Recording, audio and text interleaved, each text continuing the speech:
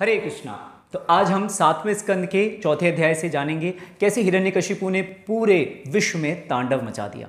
तो पिछली बार हमने देखा था कैसे ब्रह्मा जी से सारे वरदान लेने के बाद हिरण्यकशिपु बहुत ताकतवर हो गया। उसने 10 दिशाओं में, तीनों जगतों में, देवता हो चाहे सुर हो, सभी को अपने आधिपत्य के नीचे लगा दिया। देवता लोग सारे अपने काम छोड़ के उसकी सेवाओं में लग गए। सभी लोग परेशान थे हिरण्यकशिपु के तांडव से। हिरण्यकशिपु ने सभी देवताओं को अपने अंदर रखा था, सिर्फ ब्रह्मा, विष्णु और महेश को छोड़ के, और वो भोग विलास में मदमत होके अपना जीवन जीने लगा। लेकिन हिरण्यकशिपु पूर्ण तरीके से सुखी नहीं था। क्यों?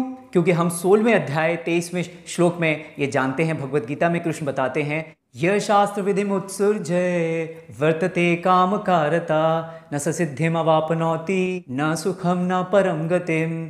तो जो शास्त्र का, वैदिक संस्कृति का उसका उल्लंघन करता है, वो ना तो इस जगत में खुशी रह सकता है और ना परम गति उसको मिलेगी।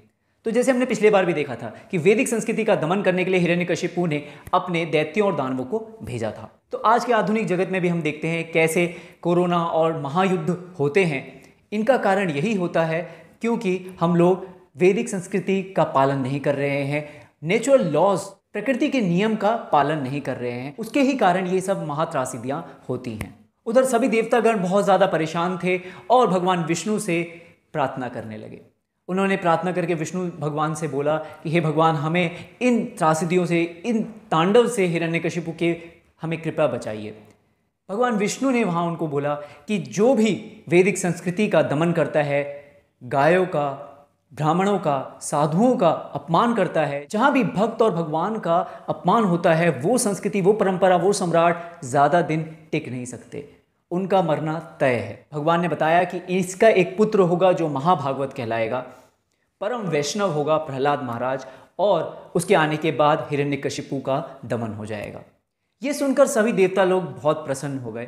साइड बाय साइड नारद मुनि ने युधिष्ठिर महाराज को बताया कि कैसे प्रहलाद महाराज जो परम वैष्णव थे, उनके अंदर कितने अच्छे अच्छे गुण थे। उनको अपने मन और इंद्रियों पे पूरी तरीके से संयम था। वो किसी से द्वेष, ईर्ष्या नहीं करते थे, वो सभी से मैत्री करते थे। हालांकि वो असुर परिवार में जन्मे थे, लेकिन उनके अंदर सारे के सारे अच्छे गुण मौजूद थे बचपन से ही। जब ये बात युधिष्ठिर महाराज ने सुनी तो बहुत भौचक्के के रह गए। युधिष्ठिर महाराज ने नारद मुनि से पूछा कि हे नारद मुनि, कृपया मुझे बताइए, कोई भी माता पिता अपने बच्चे का बुरा नहीं चाहता, और माता पिता अगर किसी बच्चे को डांटता भी है तो उसके पीछे उसी का ही हित चाहता है। तो यहाँ पे जब बच्चा इतना अच्छा है प्रहलाद महाराज जैसा, तो हिरण्यकशिपु पिता होते हुए भी उससे इतना द्वेष क्यों करने लगे कि उसकी हत्या करने ही के चले गए? तो इसके जवाब में नारद मुनि ने हिरण्यकशिपु और प्रहलाद महाराज के संवाद के बारे में बताया कि कैसे उनके बीच में क्या बातचीत हुई। वो हम अगले सत्र में जानेंगे। आज के वीडियो के लिए, इस सत्र के लिए बस इतना ही। 7वें स्कंद के 5वें अध्याय से जानेंगे अगले सत्र में। बट एक रिक्वेस्ट है मेरी आप सभी से जो इस वीडियो को रेगुलरली देख रहे हैं, कृपया कमेंट बॉक्स में जाके एक फॉर्म है उसको फिल करिएगा और उसमें कुछ क्वेश्चन है, उनके आंसर ज़रूर कीजिएगा। हरे कृष्णा। किसी भी अपडेट के लिए आप लोग इस्कॉन इटावा यूट्यूब चैनल और फेसबुक पेज इस्कॉन इटावा पे जाके ले सकते हैं। हरे कृष्णा।